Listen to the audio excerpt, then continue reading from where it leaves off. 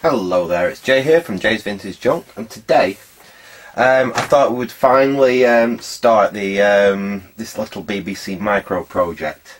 If you haven't watched any of my previous videos, basically the story behind this mate of mine, Andy, who has the YouTube channel Vintage Electronics Repair, he picked this BBC micro up off a mate of his.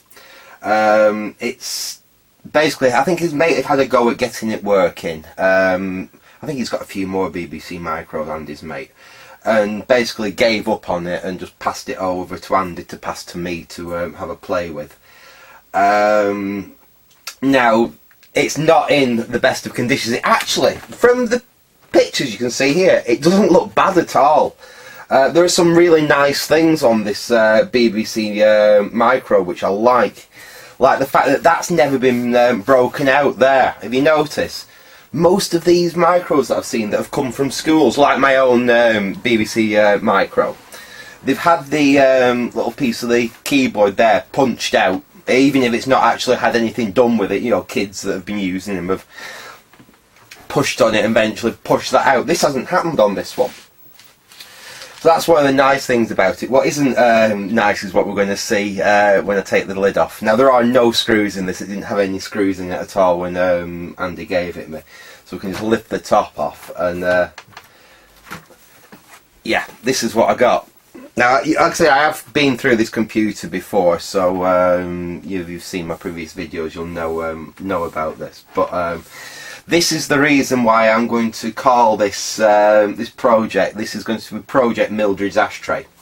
Now, Andy's mate, I'm sorry if you're ever watching these. I do apologise for referring to you as Mildred, but I don't actually know what you're called, and Andy does refer to you as Mildred a lot. So this is going to be Project Mildred's ashtray. Why the ashtray? Well, I think the last thing this thing was ever used for was as an ashtray. So yeah, that's basically what the whole point of this. I don't know if we're going to be successful. I don't know how far gone this computer is. It is in a poor state, and before even Andy's mate got hold of it, I don't think it had been stored very well. I think it had been stored somewhere very damp and not in ideal conditions. Anyway, initial look over. Let's have a quick look over some of the initial things that we can see, which are obvious that we're going to have to attend to. First off, we've got this keyboard. One nice thing about the keyboard, it's got all its keys on it. It does obviously have a faulty shift here. The keys, you lift it up, it's dropping down. Now, is it just that it's missing a spring as the key failed, the key switch underneath failed? I'm not sure yet. In fact, let's just pop this shift off and have a quick look. No, they don't actually have a spring on them, so in this fact, yeah, the key switch under there has actually seemingly failed. Fortunately, I have, and I do mean only a few. I do have a few, and I do only mean a few BBC original new old stock micro switches. So that shouldn't be an issue. I should be able to replace that. And like I said, fortunately, we don't have any missing keys. So replace that switch. Hopefully, we'll have a good keyboard. Obviously, there may be other switches on there which are also faulty, but that's the just let the idiots go past. That's the obviously faulty one for now, so we can note that it's definitely going to need that if nothing else. We're also missing one of the LEDs off the keyboard down there. That's dead easy. I mean, I've got some of the suitable vintage red LED to go in there, so we can easily reinstate that LED. Let's get the keyboard out of the way. In fact, what we could do is we could actually test this keyboard, plug it into my BBC micro, and apart from that shift, we can just wedge that up for now. We can actually go through and see what keys on there do and don't work, see how much work that's going to actually need. So that's something we can do as an initial test. Right, let's get that out of the way for the second, and we're on to the actual computer itself. So the case is actually nice. The case is really nice. The case is actually slightly nicer than on my BBC micro. This is exactly as it came to me. One nice thing is he has supplied a it's a Retro Computer Shack one, so it is quite a decent one. He has included a power supply rebuild kit for it, so that's nice. That means we can go ahead and actually redo the power supply. I may do a video. I don't know whether... I'll have a look through the videos I've done in the past, see whether it warrants it. But I might... In fact, people comment if you want to see me do it. If you actually want me to see me do a recap on that power supply. We won't just use them either. We will go through all the other electrolytic caps in it and do a full recap on that. The reason being, even if I can't get this thing working, I can then put that fully rebuilt power supply in my BBC Micro, and obviously I'll just put the one that works, but it does need some caps changing in it, some of the electrolytics really. I just stick that with this one until I can think what I can do with it. But like I said, that's the future. We might get this thing working. But yeah, so I've got a cap kit with it. Now, this is the thing. This is how all the ICs have come to me from. Well, a great majority of the ICs from the computer basically have just come loose in an envelope like that, and they've been rattling around in the computer as well. So they've all got bent and damaged pins on them. We don't know what's from where, so I'll have to get a board layout for this, for which is it? It's an issue 7. I think mine's mine's an issue 3, so this is quite a late board. I mean, actually you can tell it's a later BBC Micro back from the case. If you notice a little bit at the back, that little bit of plastic that's sticking up on the earlier computers, they don't have that. And with the weight of the monitor, they did used to tend to bow the cases. That's why they added that little bit of plastic there as an extra reinforcement. Well, that's indicative of it being a later issue board. Like I said, mine's an issue 3. This one actually should be a lot easier to modify to get colour composite video out of it as well than mine. Right, the other thing I can tell you straight away, unfortunately, what someone's done, they've absolutely drenched the entire board in either switch cleaner or, more likely, by the residue WD-40. So the board's going to need a really, really good clean to get all that off. And unfortunately, what's happened, they've not tried to clean the board, I don't think. They've just literally sprayed everything over with the WD, because you've now just got like WD and fluff, which has been left to sit for probably years. So you've got like this oily, greasy, kind of fluffy mess all over the whole board. I have a feeling what I may end up actually doing is taking this board out of the computer and giving it a bath. And literally getting some, some very mild detergent in a lukewarm bath and going over the whole board, see if I can lift some of this oil off it and get the board clean and presentable again. Really, before I do much work on the board to actually try and get the board up and running, I think that's probably going to be the best solution for this board, because like I said, it is in a pretty nasty state. It's not in a nice state to actually work on at the moment, and that certainly would be an improvement. What I think I might do for now, though, actually, is I might see what we've got in the in this envelope here.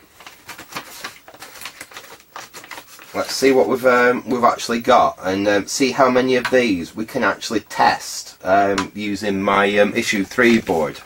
There's a chance we're not going to be able to test everything, because I think there's like things like the ULA may have changed between the revisions. I'm not a huge expert on the BBC Micro. I've played with a few over the years, but I say I'm no expert on them.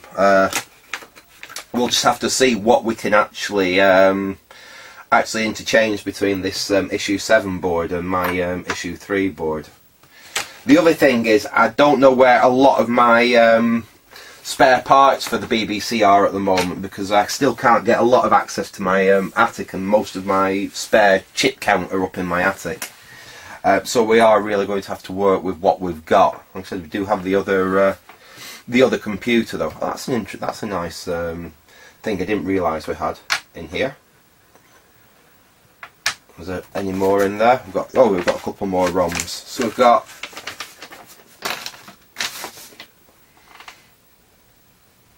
don't know what's on any of these. We do have some ROMs.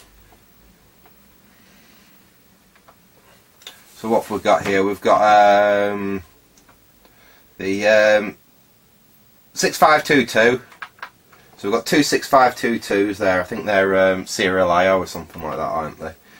We've got the 6502. So we've got the CPU there. We obviously are pretty sure we can test them in the revision the issue 3 board.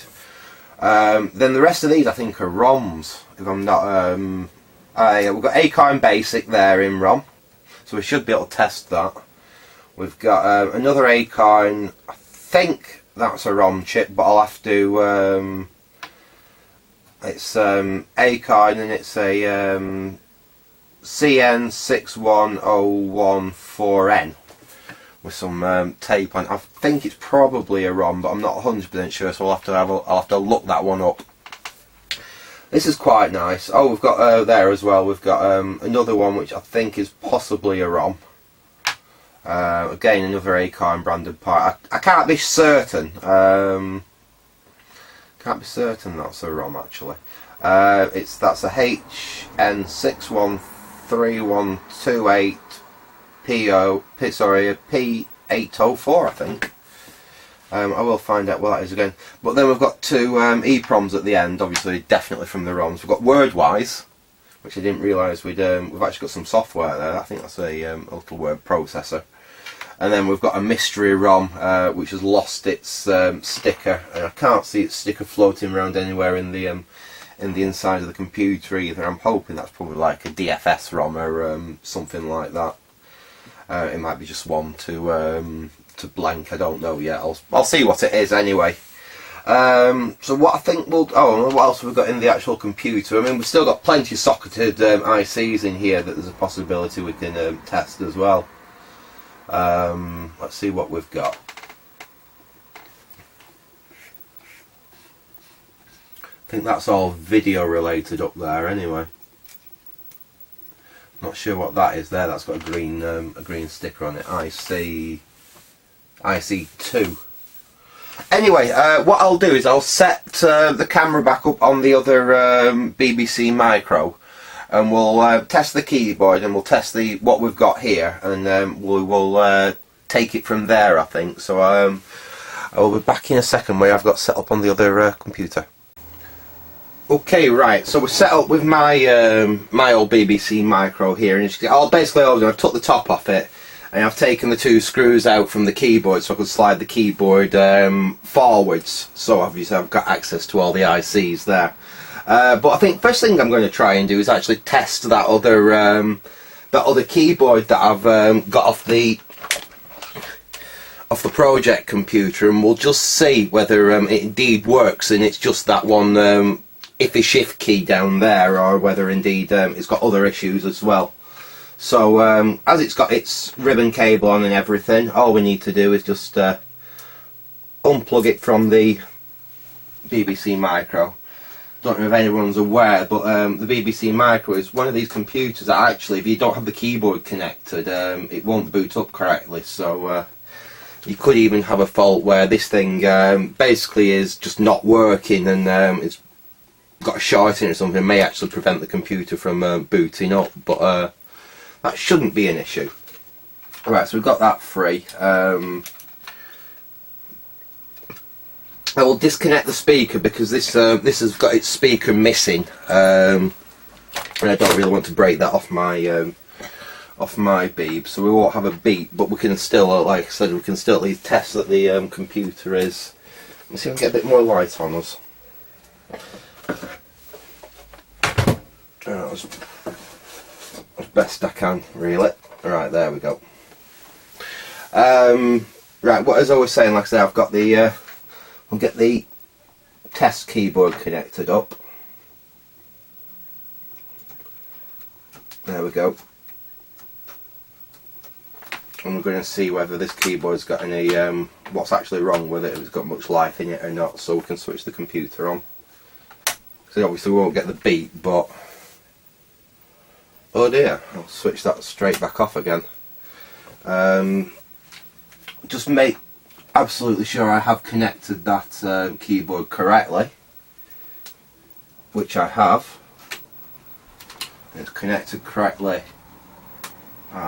That wasn't very well plugged in on that side. Let's give this another try, but I'll put you up onto the monitor. Oops. And you can see what we're getting. We'll see if it boots this time, or whether we get the same effect that I've just had. So switch on. Oh no, there we go. That's worked this time. So it was just not plugged in properly. So anyway, the computer has at least booted up with this keyboard on, and one of the lights has come on the keyboard. Let's try a few keys and see whether we get any. Well, there's 1, 2, 3, 4, 5, 6, 7, 8, 9, 0, well, minus.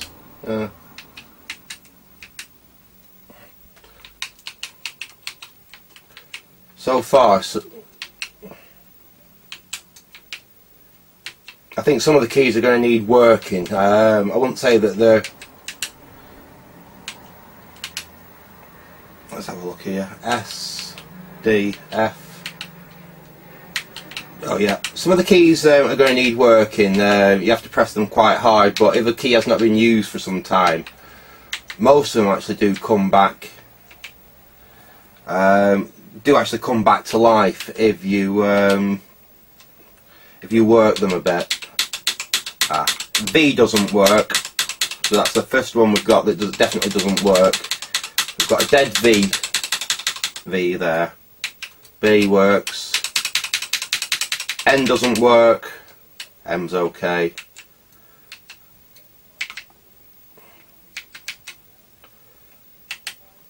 So obviously there's some keys we can't test. Oh, delete doesn't work, I don't think. Let's try some of the function keys if we can. Let's try quick shift break. Right, shift break doesn't seem to. Let's do a quick. No, shift break doesn't seem to do anything. Let's give it a control break. Control break doesn't seem to do anything. Let's try double shift break, but that's with the broken break key. Shift key, sorry. No, so I think we've got a fault with escape works. I'm not sure whether tab works. Yes, tab works.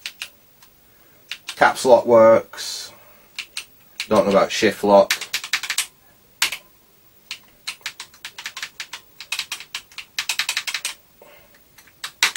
Oh, we've got a. I thought L worked before. I think we've got a duff L key there as well. Oh no, it's just going to need a lot of work, I think. Yeah, so the majority of the keyboard does work. Like I said, we've got a few keys. We've got V, N. Yeah, so we've got V and N don't work, and we need to replace the faulty shift key there. Apart from, I've not tried any of the F keys, but I think they seem to. Yeah, I think they seem to work. Oh, and I think the brake keys are also faulty. So we've got a few bad keys on it, but apart from that, we do basically have a working keyboard, which is quite nice. I'll just get you back off the screen and back down to the computer. Right, so I mean that's a really good thing. We do know that we've got at least a viable keyboard to repair. We're just going to need a few replacement keys. I am actually tempted because them keys are getting really hard to get now, and I have a less than probably. I think I've got less than a dozen left. I did get 50 at one point, and like I said, these are all I've got left of them. I will definitely have to replace that key there. The V key and the N key, I'll probably try disassembling the key switches and see if I can get them working again. Obviously, if I can't, I will have to put new switches in there. Same with the brake key. Like I said, I'll try disassembling them and getting them working that way. So that'll be another little video we can do in the future. But the main thing is going to be seeing if we can actually get that main board to function again. anyway, I thought, yeah, we'll see if we can test as many of them ICs as we possibly can. I mean, this isn't going to be a full test of them. There's many things like serial controllers and stuff that all we want to make sure is, can the computer boot with that IC actually in there and powered up? That's the first thing we're actually doing. I want to be able to see if I can actually get something to boot up on screen on the other computer. So we can basically use this to just prove, even if the ICs aren't working completely correctly, they're not actually preventing the computer from booting up and powering up. So without further ado, we'll power that off.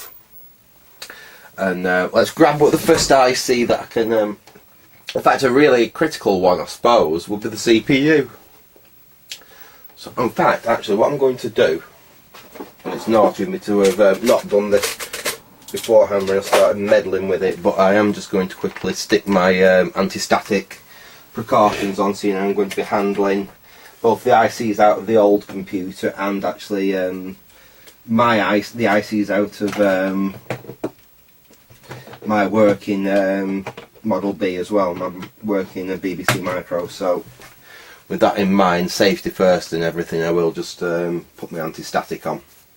So there we go, and we will grab the, there it is.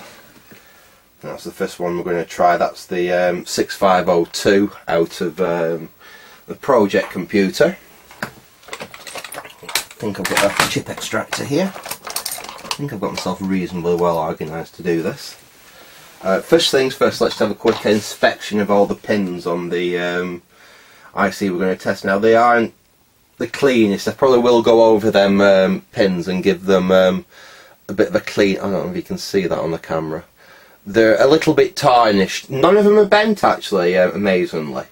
But they are a little bit tarnished, but they're not horrendous. I've seen far worse, so we will give that a try. Now let's locate the 6502 in here.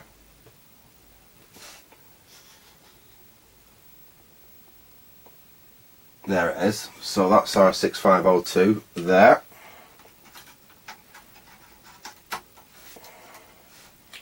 We'll gently remove that. Oops, ow. Yeah, you did catch that on the thing. I did smack my fingers on the top of the desk getting the IC out then. Let me just pick that up off the floor. Fortunately, absolutely no harm done, but dear me, them slightly bent pin there, that's all. Those are very well socketed inside that BBC there. Right, we'll take the old one, then we'll take the one that we want to test. We're going to stick that in the slot, and hopefully that'll be our first IC that we actually test. So that's in the computer. We'll power that up.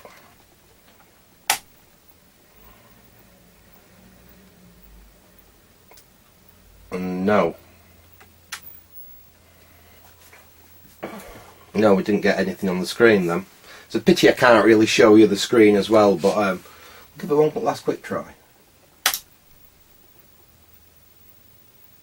No, we're just getting a black screen with a bit of flickering. Let's try taking the 6502 back out. That'll come out a bit easier this time. And we definitely have the tab lined up right there, so we had it in the right way. Let's try the original that we took out of this computer, just to make sure nothing else has happened with the computer. Make sure we get that seated correctly. Go on, get in there.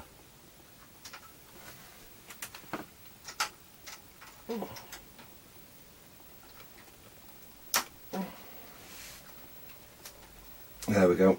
That's back in its place. Let's just give that a quick try.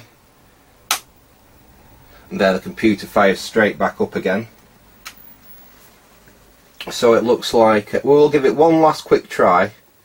Just double check there aren't any of them legs aren't like super tarnished. In fact, I'll just get,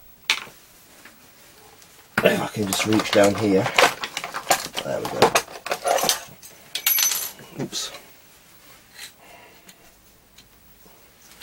I've just had the blade drop out of my knife then. That's bloody typical, isn't it? There we go. I'll just get my my little blade out here, and all I'm going to do is just very, very gently give the legs a really little scrape, just like that, just to make sure that they are going to make a contact. All I'm doing, I'm not pressing on hard, I'm just giving them a really quick scrape just to see if there is any tarnish which is stopping a leg from connecting. We're just going to remove it. There we go, just keep moving up it. Right, let's give that a try again. Like I say, if it doesn't fire up this time, we can be pretty certain that that 6502's bitten the dust, and that's the first thing we can mark down as we're going to need a new one. So we'll pop that out there, and we'll pop this this one back in now, giving the legs a quick clean.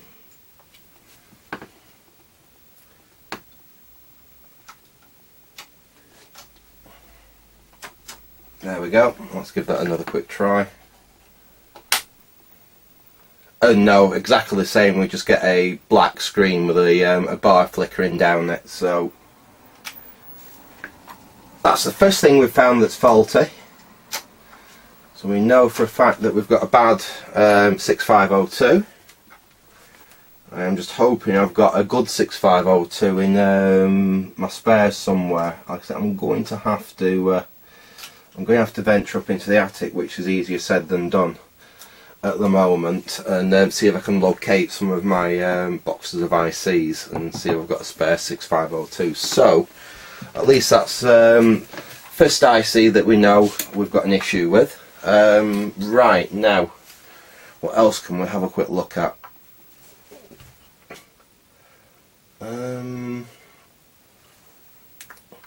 We've got the two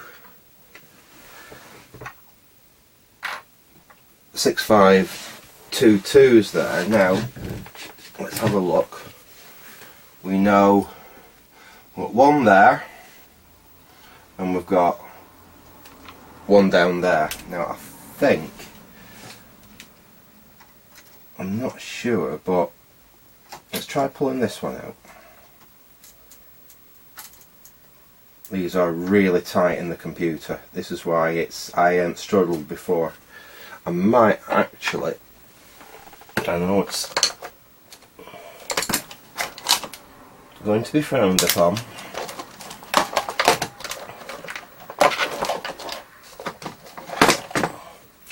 but I might actually just use a screwdriver just to give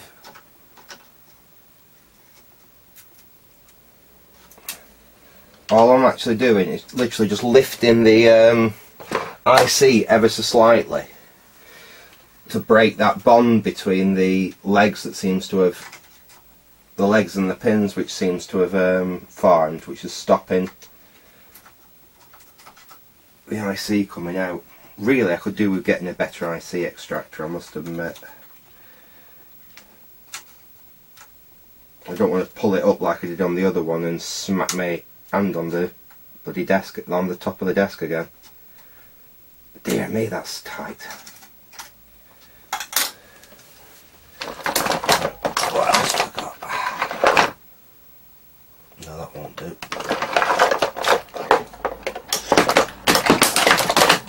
Why when you need a flat blade can you only ever find a Phillips?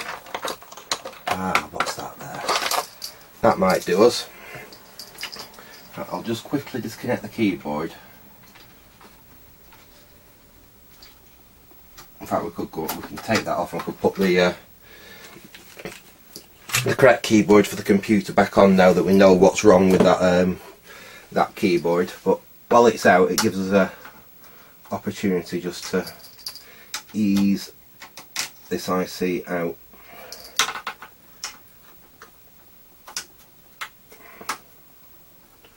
There we go.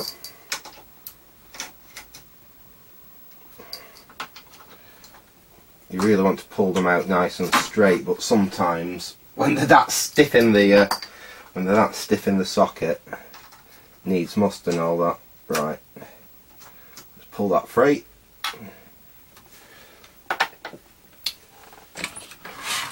Now I can't remember off the top of my head whether it can boot without that 6522 in place or not, so I'm just going to find that out.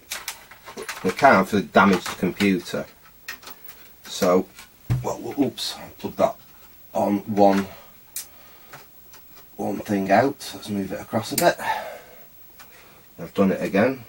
Let's get that in the right place. Come on.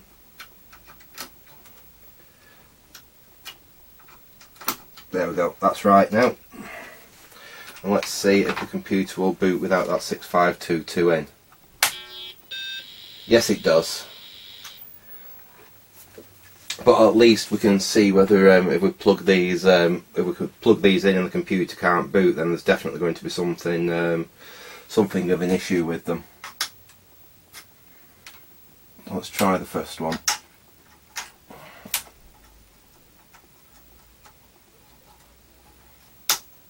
That's the first one in place. Let's give the computer a try.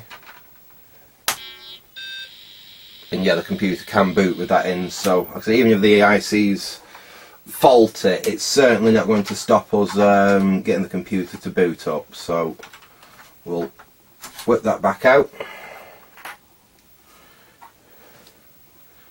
and we'll try this one as well.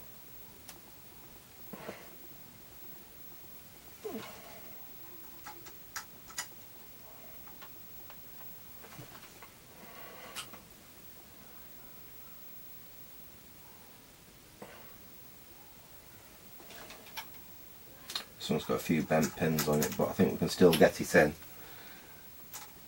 There we go. And we'll give this one a quick try, see if it'll boot again. Let's try that one more time. That would be a definite no, I think, there. So it looks like we have one faulty 6522 there. That can go in the faulty pile. Let's just try the computer with none in again, and that again boots up fine. And we'll put the known good 6522 back in. That's the one that's originally from this computer. I can go and live back in there. Just make that sure that's okay. Yeah, and that's booting back up nicely. In fact, that's an interesting thing. Without that in, you don't get the Turbo MMC coming up. So that's a good test, actually. Let's just try that again. So with the original in, we get the Turbo MMC logo. In fact, I'll get you up on the screen so you can see what's happening on the screen. This is quite a good proof that of what the 6522 is actually doing. Let's move you across like that. And like I said, we'll switch on. We've got the 6522, which is in IC position. What's that position there? I can't read it here. 69 or 68. It's the one right down from IC1, which is the 6502 anyway. So we switch on. We can see there. Let me get you up. Hopefully you can. Hopefully you can read that on the screen. And we can see it shows up the Turbo MMC there. Now if we remove the 6522, like I said, this is the one that was originally in this computer. So we pull that back out now, and we switch back on again. As you can see, we get BBC Computer 32K Basic. We don't get the message up for the Turbo MMC. So obviously, because we don't have the serial controller actually in there to allow that to work. What that means is we can actually just test. So we put that one that's from the computer that we're working on back in, and we'll see if we get the turbo MMC coming back up. So we'll plug that back into the computer. We'll switch back on. And no, we're not getting the turbo MMC thing coming back up. In fact, we'll just try a quick. In fact, the computer's actually completely crashed. Let's turn that back off. So it looks like we may have two faulty 6522s. We'll take that back out, and we will put the original 6522 out of this computer back in. And let's try switching back on again. Again, we get BBC Turbo MC back up, and if we try Star Menu, because we can see everything works there. So yeah, so far out of Project Mildrids Ashtray, of the ICs that we've tested, we've got a bad 6502, which isn't allowing the computer to boot. We've got a bad 6522, which isn't allowing the computer to boot, and we've got a bad 6522, which allows the computer to boot, but actually doesn't work as it's intended to. Let's have a quick look at what else we've got. We could possibly go through. We won't bother with the word wires or that EEPROM for now, but what we will do is we will quickly just see what we can find out about these. If we get you down here, oops, not onto my coffee. We will see about these three ICs here and see if we can find out what they are, and whether we can test any of them in here. One of them is a basic. That should be an easy one to test. Which I think is Acorn Basic there. So at least we can test Acorn Basic, I think, because I believe that should be in here. Let's have a. I'll get you up onto the computer. Oops. Tripod's slipping. Right, let's see if we can find Acorn Basic. Acorn Basic right there. So that's going to be an easy one to test. So if we pull Acorn Basic out and we put the Acorn Basic IC from the project beeb, and actually the pins on this one are pretty clean. It's about the cleanest IC in the computer up to now, to be fair. So let's give that a try. Right, there we go. That's the basic ROM from the other computer in. Let's try it. And yeah, fortunately,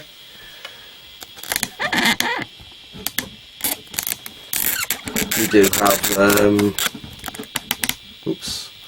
we do have that working. Right, so far we've got one IC that we've, where's that gone now? There it is. One IC that we've tested from the project computer, which actually works.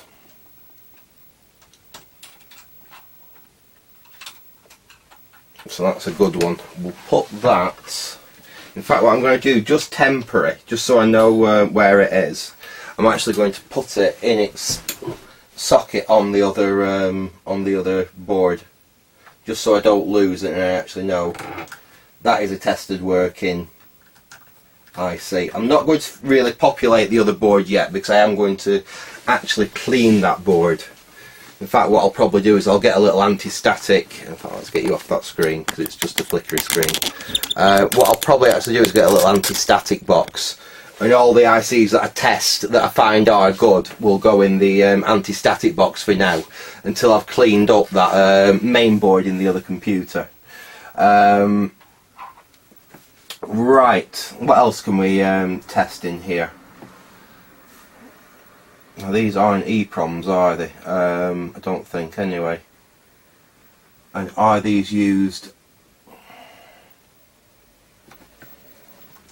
So we've got 2 ULAs on this. This is what I'm saying about I don't know whether I can test every IC from the other computer, being that it's a revision 7, an issue 7, sorry, in this board, because this is an issue 3 board. But it's the only other BBC Micro, well, BBC Model A/B that I've got. All my other BBCs are Masters. So this is all we've really got as a test platform at the moment. What's that up there? I can't. That D10. Well, I'm probably going to leave them two for now, for the simple reason that I'm not 100% sure what they are. I'm going to have to pull some files up and try and figure out what them two are and see if they are in relation to any of the ICs that we've got actually got in here. Like I said, we've got I don't think the ULAs, which means that this could be missing some of its ULAs. Oh no, they are in there. In fact, that's a good point. Oh, we're missing one. We might be missing one of the ULAs from the other board, actually. That one there. I think that might be missing from the other board. The ULA up there, I think we've got. Yes, I think we've got that on the board. We've got that. We've got that.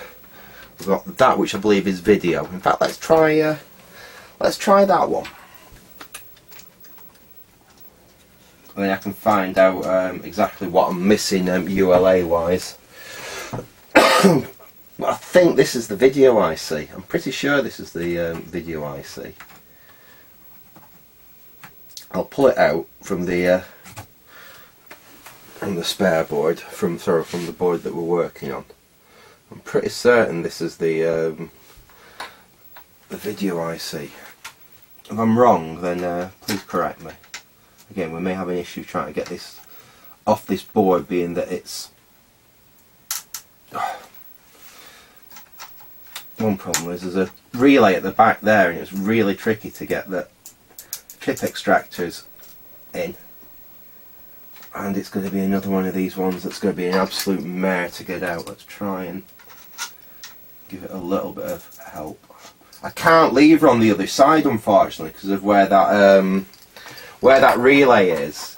I've been levering on the relay and I'd be... there we go, we're out. I'd risk damaging the relay, but fortunately we do have it out.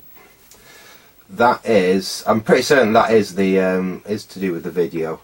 It's a HD 46505SP. And I can't tell what this actually. Let's get rid of that green sticker and have a look.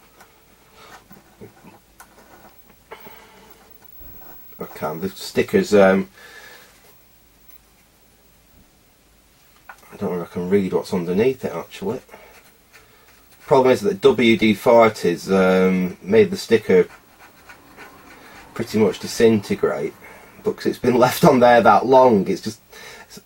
yes, it is. It's the same part. I think it's a different manufacturer. That's all. Let's give that a try. Hopefully this isn't too boring for people. So I'm just really seeing whether this this is going to be viable to actually get working. Or not. It's a bit of a shame that it does look like I might be missing a ULA, so I'm going to have to search through all my bloody BBC stuff and see if I've actually got one of them. It's not a bit, I mean, it'd be great if it was a Spectrum, because I've got loads of Spectrum ULAs, but BBC stuff I'm a bit more thin on the ground. Well, let's give this a quick try. Right, excellent. So it has indeed powered up with that IC in there. We'll do a quick pull out just to confirm that that is indeed the... I'm pretty certain that's video. And if I pull it out and then power it up with no IC in there and we get no video output, I think we can be pretty certain. Yeah, we switch it on with that missing and we've got absolutely zero video output. So, looks like our video IC is good. This is really all we can do when the computer's in quite the state that that one's in. It's just find out what we've got that's faulty and find out what we've got that's actually good and working. Right, so again we've got a good IC there. I'll put it back for now, but like I say, I'm not going to plug it into the board because I will be putting all them in a little anti-static box and some anti-static foam as soon as I've finished doing this video, and we can get ready for perhaps cleaning up that board in the next video, because we can't work on that board in the state it's currently in. I might quickly, as a last one to try, I'm not sure what it is. I think it could have something to do with the sound side, the sound generation, that side, judging where it is on the board. But it's IC78, I think. It's one of the last 40 pin ICs that we've got. And I'll pull that out from the computer we're working on. There we go. And that is this IC here. I have a feeling that if I pull it out, the computer will boot fine. It just won't have any audio. We'll try that now anyway. I could be wrong. Let's get you out of the... There we go. It'll come out better than most. Let's try the computer. So I was wrong with that. It's nothing to do with the sound, I don't think. But and the computer can boot without it.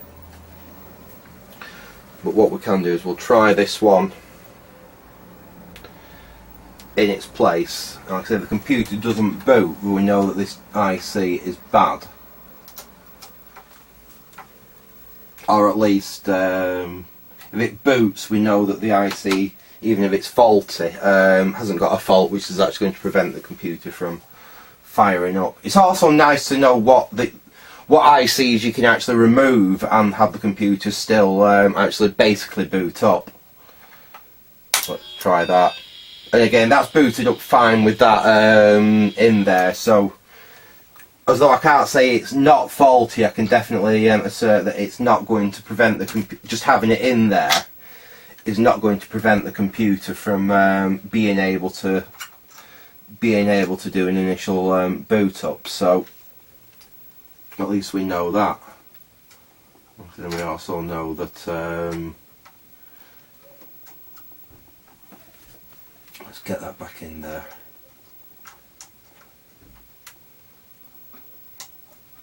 Come on.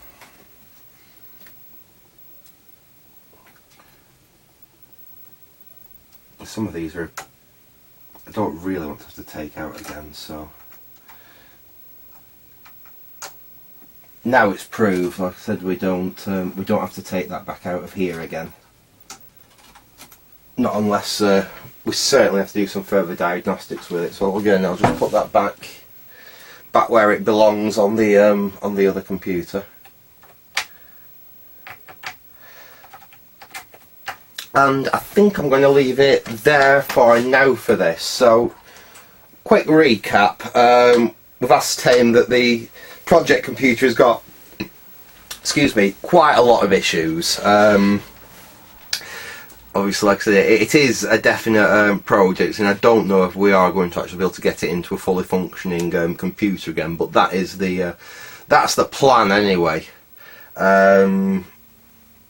Next video I do on this, we may look at actually taking out that that board that we've got, cleaning it, and then possibly use, like I said, I'll have to look at the difference between the two revisions and see if we can come up with the minimum amount of ICs that we actually need to try and get the computer or at least boot up to a basic prompt. When we've got to that far, I might look at doing a video on actually, in fact, If my viewers can actually say, do you want me to do the next video on cleaning up the main board and actually getting the main board ready to test, or do you want me to do the next video on actually doing a full BBC Model B power supply rebuild? Because like I said, we've got that rebuild kit that's come from Retro Computer Shack, and we've got I've got other electrolytic capacitors, so we can do a full recap on that. So if you want me to do the next video on doing a complete full recap on the power supply and how you take it apart, what you actually do with it and everything, let me know. Otherwise I'll do the video on actually perhaps stripping down and cleaning that main board ready for us looking to see if we can populate it up with the minimum amount of ICs that we need to actually get a basic computer to boot, and actually seeing how far we can get. Anyway, I'm going to leave it there for now. I hope you enjoyed this part one of this, what we're going to call Mildrids, Project Mildrids Ashtray. So, thanks for watching and goodbye.